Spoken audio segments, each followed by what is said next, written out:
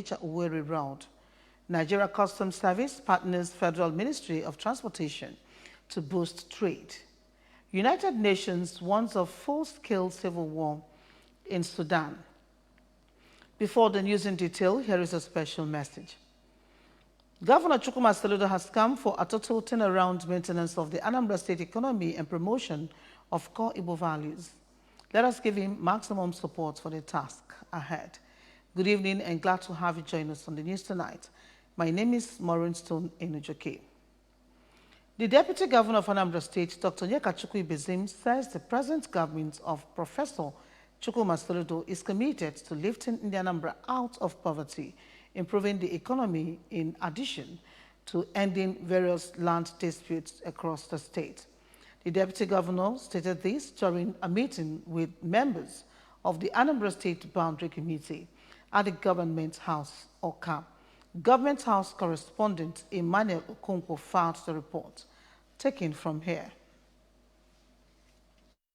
Dr. Ibezim, who is the chairman of the committee, while restating the commitment of the Soludo-led administration towards ensuring adequate security of life and property, noted that Anambra is a peaceful state that will continue to maintain its first position in development, peace and unity, and not in crime and criminality.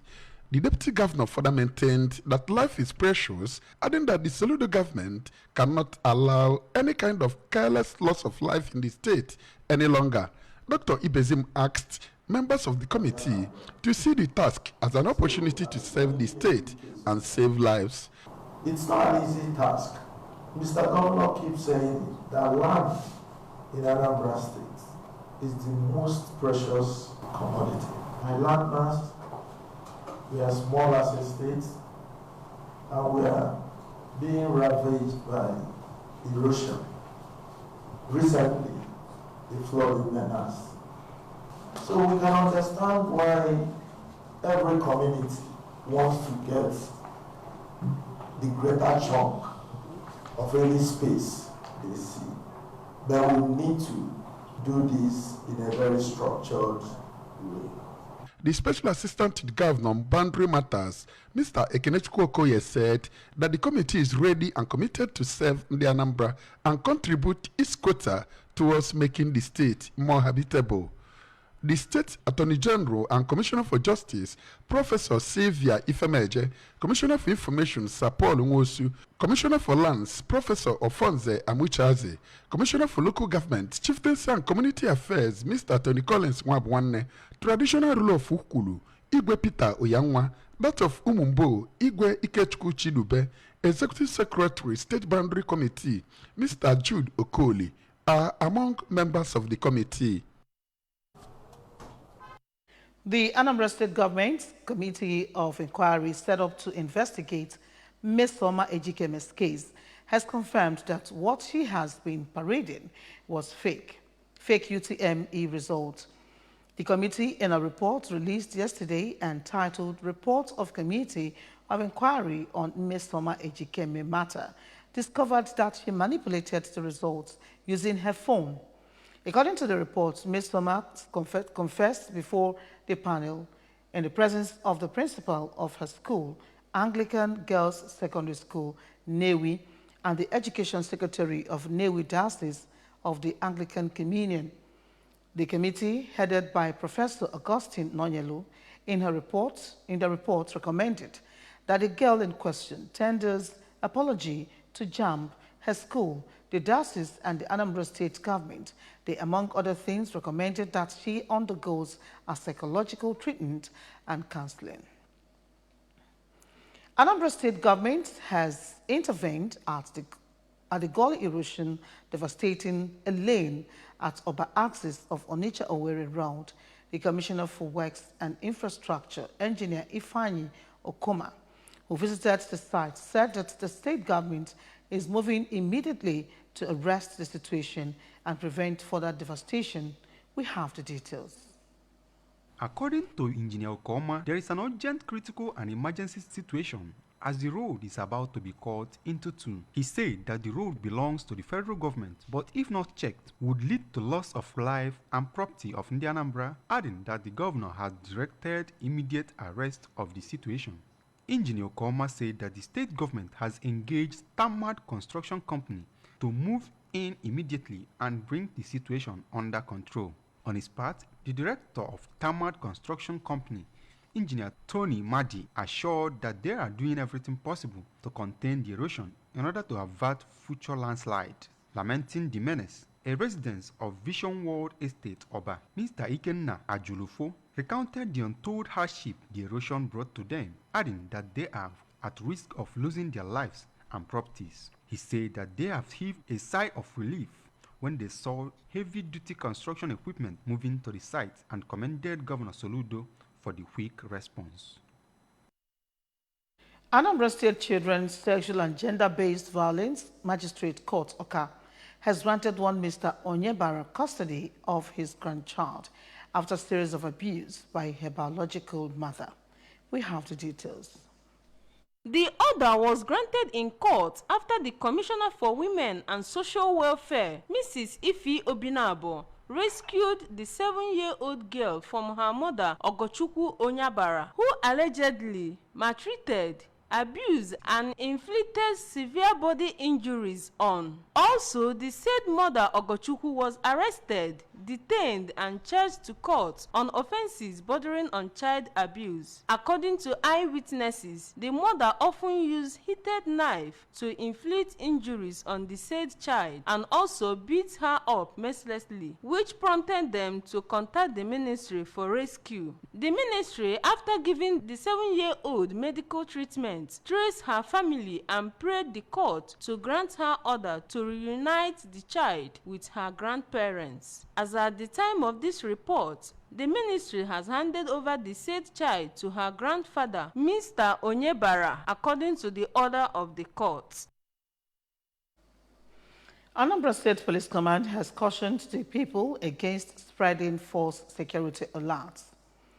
This is contained in a statement by the command signed by its public relations officer, Mr. Tochukwu Ikenga Inoka, where it observed with great dismay, the mischievous act of persons sharing false security alerts, messages, and doctored old videos of security incidents to cause tension and panic in the state.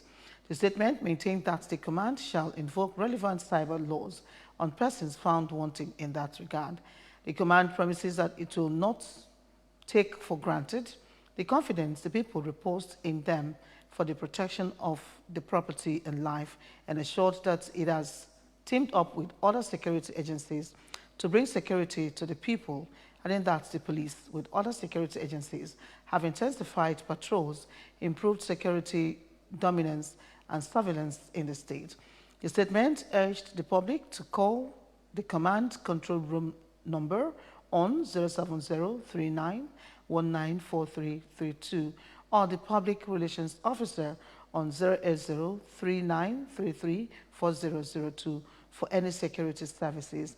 According to the statements, the NPF Rescue Me app is also available for free download on both Android and Apple iOS for Android and iPhone users, respectively. The Nigeria Customs Service says it is partnering with the Federal Ministry of Transportation to strategize and implement policies that will boost trade facilitation. The Acting Comptroller General of Customs, Adewale Adeniyi, said this in Abuja when he hosted a team from the Federal Ministry of Transport led by its Permanent Secretary, Dr. Magdalene Ajani.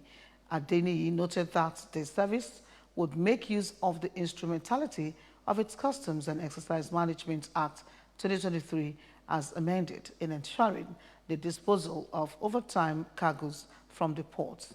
The Customs boss also highlighted the benefits of trade facilitation as the reduction of costs and time of doing business at the ports. He added that the NCS would put in place measures that double the efficiency and competitiveness of ports in the country through constructive collaboration between its management and stakeholders that are involved in similar operations at the port. The Nigerian Electricity Regulatory Commission issued power generation licenses to 21 investors in 2022, data obtained from the federal government agency has shown. Findings showed the Commission issued 114 registration and permits for the development of mini-grids to boost power supply across the country during the period. The federal government and stakeholders in the power sector have been making efforts to increase the country's power generation and supplies after the successful electricity generation and distribution arms of the sector were unbundled and privatized in November 2013. Since then, Nigeria's power generation has been hovering between 3,500 megawatts and 5,000 megawatts, a figure which operators and experts described as too low for a population of over 200 million people. In its bid to boost the power supply in Nigeria, the NERC has been issuing licenses to investors to generate electricity. The National Secretary of Nigeria Electricity Consumer Advocacy Network, Uket Obonga, told newsmen that the challenges in the power sector were enormous, stressing that the new administration must work hard to address them. Conflict-torn Sudan is on the brink of a full-scale civil war that could destabilize the entire region, the United Nations warned after an airstrike on a residential area killed around 24 civilians. The Ministry of Health reported 22nd dead and a large number of wounded among the civilians from the strike on Khartoum's sister city, Omdurman, in the district of Dar es Salaam, which means House of Peace in Arabic. After nearly 3 months of war between Sudan's rival generals, the airstrike is the latest incident to provoke outrage. Around 3,000 people have been killed in the conflict. Survivors have reported a wave of sexual violence, and witnesses have spoken of ethnically targeted killings. There have been widespread looting, and the UN warned of possible crimes against humanity in the Darfur region. A video posted by the Health Ministry showed apparently lifeless bodies after the airstrike, including several women. The narrator says that residents counted 22 dead.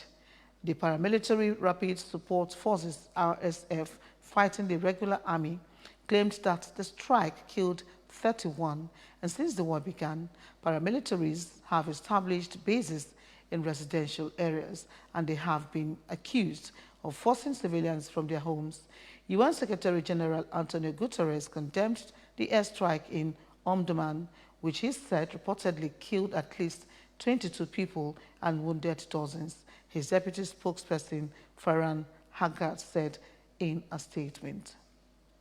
In our sports, Nigeria's women's national football team, the Super Falcons, have denied reports about plans to boycott their FIFA WWC opener.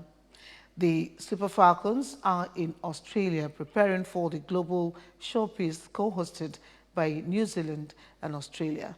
The Super Falcons are the most successful team in the African continent. However, their preparation has been rocked by disagreements between manager Randy Waldrum and his employers, the NFF.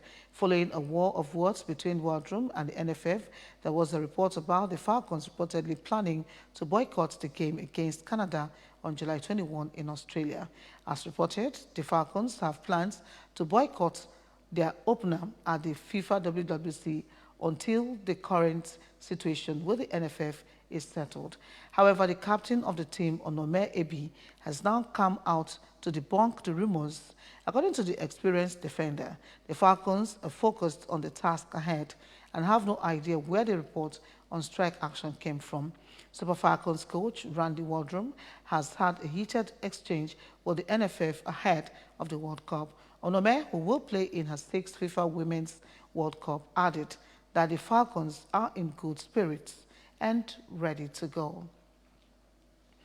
Remember that you can follow news and programs on ABS from many parts of the world by liking our Facebook page at ABS Anambra Broadcasting Service, Subscribe to our YouTube at ABS Television Oka and Twitter at ABS Radio TV, on Instagram at ABS Radio TV. You can also log on to our website at www.absradiotv.com. And now a recap of the main points before we go on the news. Anambra State Deputy Governor Ibezim has tasked members of State Boundary Committee on selfless service. Anambra State government has moved to control gully erosion at upper axis of Onitsha-Owerri Round. Nigeria Customs Service is partnering Federal Ministry of Transportation to boost trade.